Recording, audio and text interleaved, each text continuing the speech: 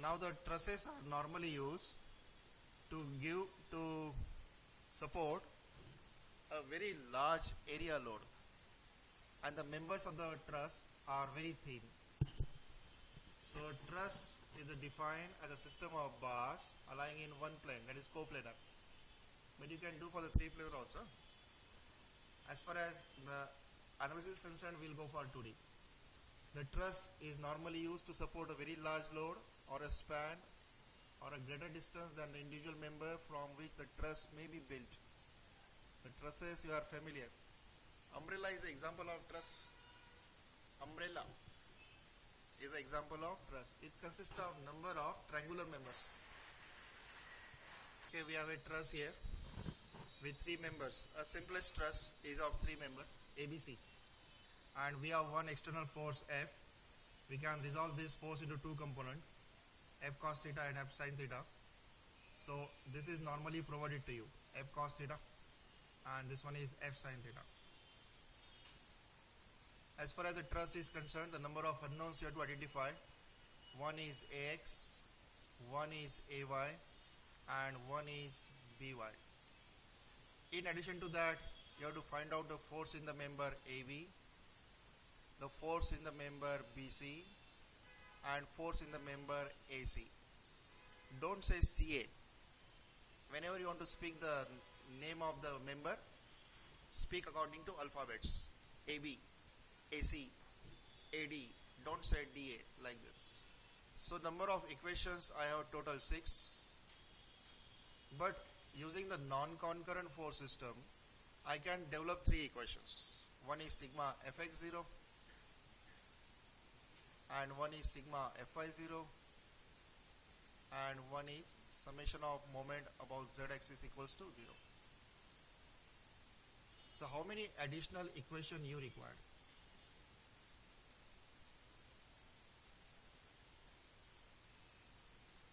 A 6 minus 3, that equals to minimum 3 you want. One method says that you consider each joint.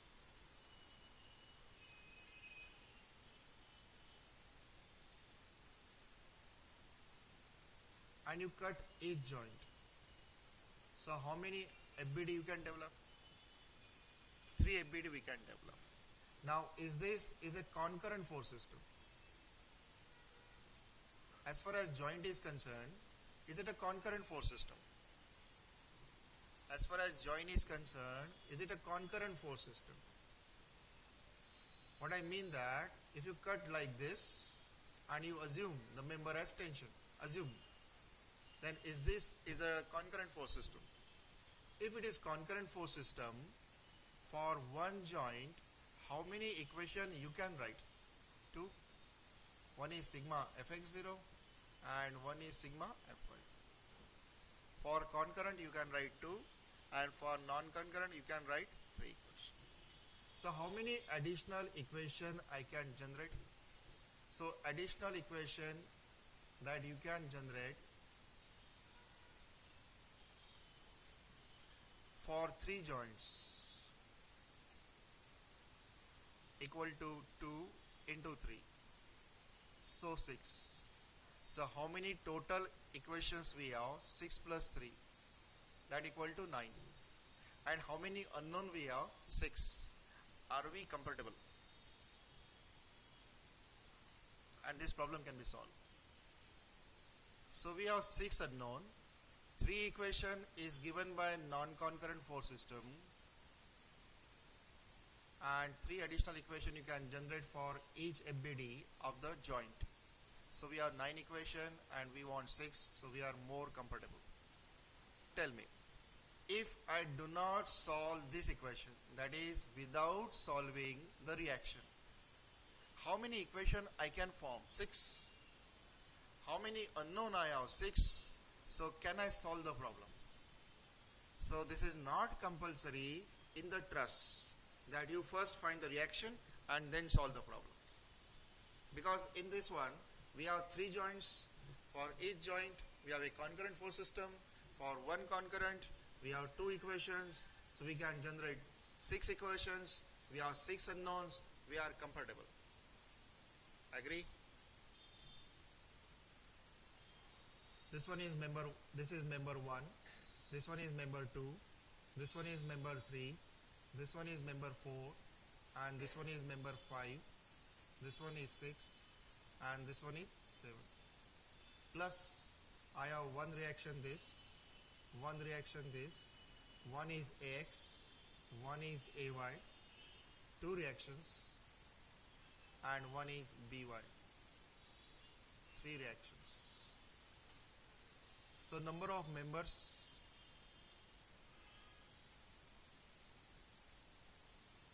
M equal to 7. Number of standard reactions equal to 3, and this total is the number of unknown. Total number of unknown,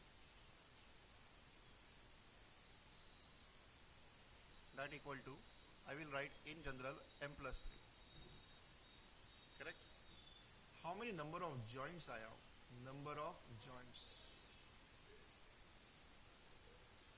Let mark number of joints. This is joint number 1, this is joint number 2, this is joint number 3, this is joint number 4, and this is joint number 5. So I will say J represents the number of joints, and that equal to 5. For each joint I can form two equations, sigma fx0 and sigma fy. So number of equations equals to 2 times J, that equal to 5 into 2. So is this my problem is solved? How many number of unknown I have? M plus 3, that equal to 7 plus 3. How many number of equation I have? 2J, 2 into 5 into 10. So can we solve this problem? So how many total number of unknowns? So for any truss, one fixed support and one roll support is always there. So we have standard 3 reaction plus number of members equals to M. And how many equation we can form? 2J. So can we solve this problem? Yes. If this is so, it is called as perfect truss.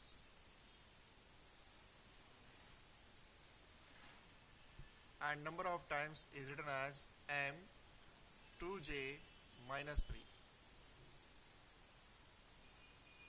M equal to 2J minus 3. If you satisfy this equation, it is called as perfect truss. If M is greater than 2J minus 3, what is the meaning of this? What is the actual meaning? Is the number of unknowns for this are more than number of equations? Or it is simply M and 2J? No, this is not M and 2J. This is what? The number of unknowns are more than total number of equations. Are you able to solve this problem? No. So this is called as rigid truss, or is called as over rigid truss. Later on we will call this as frame. But if M is less than 2J minus 3, now what is the meaning of M less than 2J minus 3? Is the total number of unknowns are less than total number of equations. So can we solve this problem? Yes, we can very well solve this problem, but this one is called as the unstable truss. Unstable truss. So here number of members are 4. Number of joints is also equal to 4. So 2J minus 4, 2J minus 3. So 2J minus 3 is 8 minus 3 is 5. Correct? So is the value of M is less than 2J minus 3. Correct? So this is stable or unstable? This is unstable because if any load will come, will it get deformed like this? If the stability is there or there is no stability? There is no stability. So for this figure, number of members are 5, 1, 2, 3, 4, 5, and joints are 4, 1, 2, 3, 4. So what is the value of 2j minus 3? Is 5. So is m is exactly equals to 2j minus 3. So this is the example of perfect truss.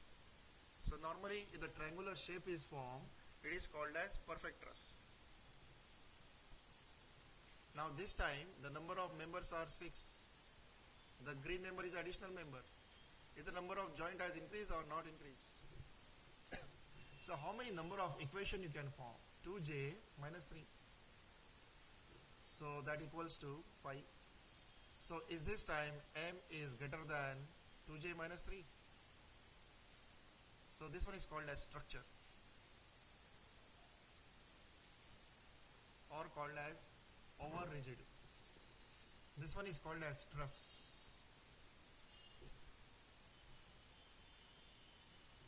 This is called as stable. This one is called as over stable. This one is called as unstable.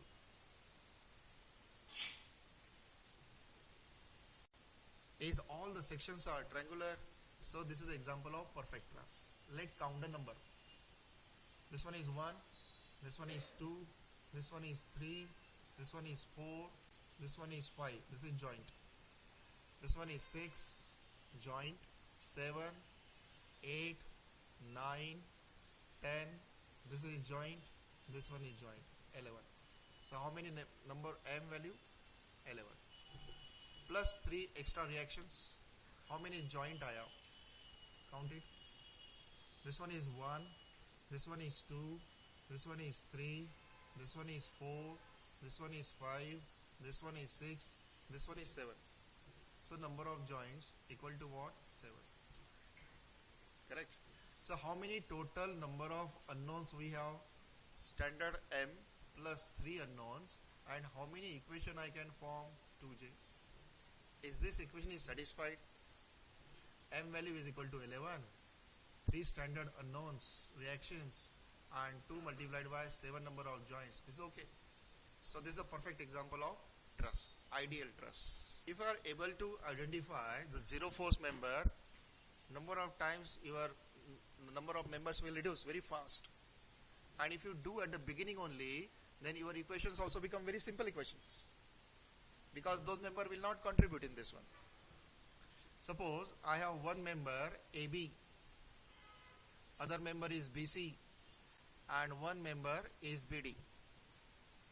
And right now, for simplicity, I have shown 90 degree.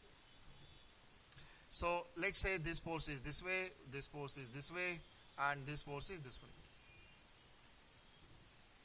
Now one thing is guaranteed here. If you apply sigma fx, is BC is positive value and AB is negative value, and this always equals to 0. So sigma fx, if you apply 0, then BC is positive, AB is negative, so BC will be same as AB. But what about sigma y? As far as sigma y is concerned, is it a contribution of BD only? And the summation of sigma y is 0, so is BD is always 0. And therefore, this member is 0 member. Correct? Now check this figure. Let's have one more force here equals to P3. Now let's focus this member here, this one, blue member. Let's say this one is P and this one is Q. Now observe about P. If you find the P joint, is a very complicated joint. But if you see the Q, is this arrangement Q is same as this arrangement. So this force must equal to this force. Correct? But what about this force? Is it 0? So without calculation, we can show that force equal to 0. Now when you go for this, any one of the joint, either joint P or either joint Q, will satisfy this condition. I will repeat this. If we have two members, if we have three members, so we have three members. What is about the special about three members? So out of three members, if two members are collinear. If two members are collinear, then the third member is always a zero force member.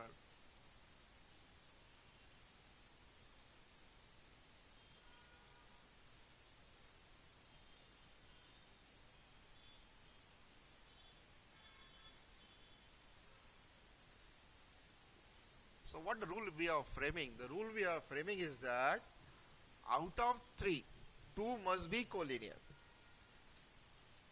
Out of 3, 2 must be collinear. I have not said they are making certain angle. See, in generalize, this is one member, this is another member, and we have third member like this. And now the angle is not equal to 90. Correct? So this time, what I do, this is my x and this one is my y. So I can resolve this. One component is this and one is this. Now how many forces will come around the y direction? Only one. That is this component. Is this component will come as BD sine theta. Forget about sigma fx. But how many value will enter in the sigma fy equation? Only one. So if we write sigma fy, then the value of BD sine theta will be 0. But sine theta always exists because theta is known to you. So what must be 0? The BD must equal to 0. So what the rule says? The rule says that if we have a arrangement of 3 members, out of that 2 are collinear, it does not matter what the third member is, whether inclined, perpendicular, it doesn't matter. Whatever the angle it makes, that is always equals to 0 member. Agree? And no external force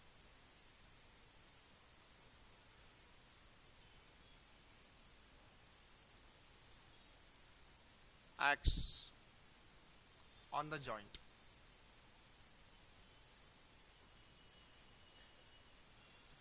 Let's consider this example. That is, we have a simple truss like this. P1, P2, P3, P4 are external members, and we want to visualize which members has 0 force. Now first of all, check this member. This member.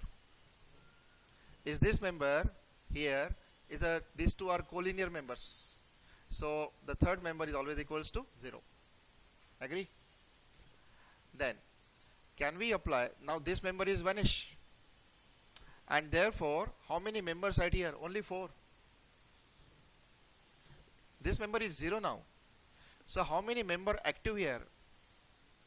3 members plus 1 external force. So is this force is same as P4? Because sigma Fy is same. So if P4 will pull it on left side, the member will pull it on the right side for sigma Fx balance. Now, as far as this member is concerned, how many members total we have? 1, 2, 3, 4, 5. Rule is applied or not applied? 1, 2, 3. 1, 2, 3. But external member is present. Rule is applied or not applied? Not applied. For this one, 1, 2, 3. 3 are there. 2 are collinear. But external load is there. Is the member will be 0 or not 0? Now just imagine that there is no load here. Okay? No load. This is second case now. What about this one? Let's start from this one. And there is no load at here also. Let's take the special case situation. So, are these 2 members are collinear? So, is this member is 0? Now, if this member is 0, the role of this member is over. So, I will remove this. Now, think of this. This 0 member, there is no interest. Now, think of this one. Are these 2 collinear? Are these 2 collinear? So, what about this member? 0. 0, remove it. Correct. Next. What about this one? Is it 0? This is 0. Remove it. These members you required. And is this force P2 is same as this force P2? Correct. Now this P1 will not be equal to this P1 because there is a contribution here. Now you have to analyze only these members. So if you understand 0 member, you can reduce your problem to 50% reduction. But this discussion is for how many members? 3 members. Okay, I have given this plane. Is this roller will roll on this plane? So it has a horizontal reaction like this.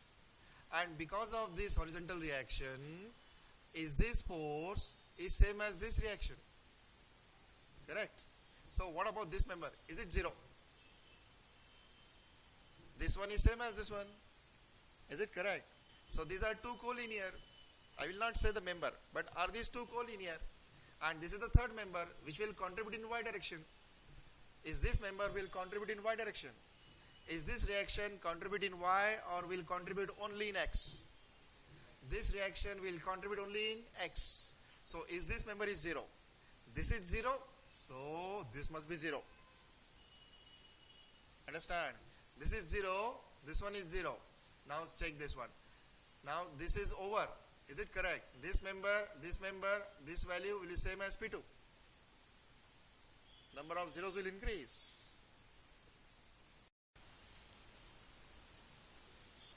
If we have 2 members, so we have a situation like this, a 2-member case. Now as far as the third 3 members are there, 3 members, this member, are they collinear member? Are these 2 collinear members? So what is the force on this one is 0. And suppose one external force is applied here. This is external force P, which can be resolved in cos theta, sin theta. Now you see this joint. Forget about this member at this joint. Only concentrate on this joint. This value will become P cos theta if this angle is theta. Correct? Now forget about this joint. Come to this joint. For this joint, if you apply sigma fx and if you apply sigma fy, and suppose this one is A, this one is B, and this one is C. As far as sigma fx is concerned for this joint, is how many contribution? Is it a contribution of AB only? And is sigma fx for member AB? I am talking about A. I can talk about A or I can solve from B. That is my idea. So which joint is simple? A is simple. Why A is simple? Because the number of forces are less. So we can very quickly solve for A.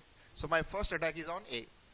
So as far as A is concerned, I have 2 equations. One is sigma fx 0, one is sigma fy 0. Now sigma fx is there, so only AB will come in contact. Only AB will come in picture. So AB must have 0. As far as sigma fy is considered, the AC must be equals to 0. Why? Because as far as joint A is concerned, we have only one contribution of AB in x direction and we have one contribution of AC in y direction. If you want to solve AC, it is better to solve A first than C. Correct? But suppose this member has one external force acting. Let's say P2. Okay? If one external force is acting, then is this value of P2 is same as this value of P2? Because in sigma fx, I have 2 quantity now. In sigma fx, I have 2 quantity. One is minus P2 and one is plus AB. So value of AB will exist, and I am sure that this value of AB will be P2. And if you want to show from this, it will be like this. Remember, it's an internal, so it's always cancel each other. But is this member right now is a 0 member? Correct? So we can apply the concept of 0 force member, 2 member, as well as 3 member. Again, every time you have to check the position of external force. If no external force is there, then is the value of this both members are equal to 0. And even this member is also 0. Is it correct? One more thing. This one is vertical, correct? Now can you solve this problem? You can solve this problem. If I give the all length and angles, you can find out it. Okay, truss is okay. Truss is clear.